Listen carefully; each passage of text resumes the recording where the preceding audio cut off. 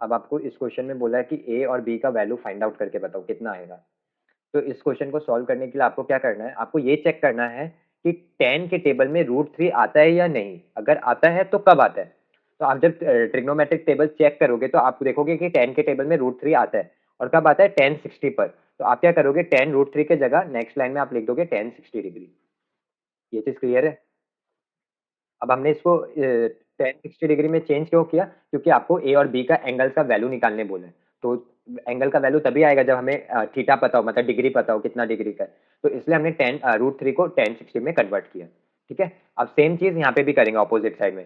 10a - b हम check करेंगे कि 10 के टेबल में 1/√3 आता है या नहीं। और अगर आता है तो कब आता है। तो अगर आप चेक करोगे तो आप बोलोगे आता है। और कब आएगा, 1030 डिग्री पर। तो यहाँ पे हम लिख देंगे 1030 डिग्री। ये चीज क्लियर है। पे आप देखो कि दोनों जगह 10 10 आ गया। तो हम क्या करेंगे, 10 और 10 को काट देंगे। तो बचेगा क्या आपके पास, a + b = 60। इसको आप इक्वेशन 1 यस बोलोगे। सर। ये चीज क्लियर है। हाँ सर। अब यहाँ पे इस पार्ट में आ जाते हैं। तो ये वाला तो आपको समझ में आ गया, 10 के टेबल में 1/√3 कब आता है, 1030 पर। यहाँ पे भी 10 और 10 कट जाएगा। तो यहाँ पे आपके पास क्या a बचेगा, a - minus b। Is equal to 30 degree. हाँ, ये आपका इक्वेशन 2 हो गया। अब आप देखो इक्वेशन और 1 और इक्वेशन 2, आप इन दोनों को क्या करो, प्लस कर दो दोनों इक्वेशंस को।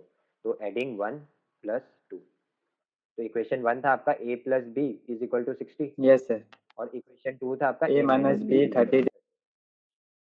अब आप दोनों को प्लस करोगे तो ये दोनों प्लस होके 2a हो जाएगा, a + a। जी सर। और +b - b क्या हो जाएगा, 0 हो जाएगा, कट जाएगा +b - b। हाँ सर।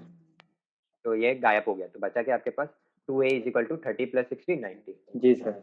और इसको आप सॉल्व करोगे तो a का वैल्यू आ जाएगा 90/2। और 90/2 कितना होता है, 45। तो a का वैल्यू कितना है आपका, 45 डिग्री। तो putting a = 45 in 1 in equation 1। तो इक्वेशन 1 क्या था, a + b = 60। 45 + b = 60। तो आप 45 को उधर भेज दो और b का वैल्यू आ जाएगा। तो b = 60 और +45 उधर जाएगा तो माइनस हो जाएगा, तो -45।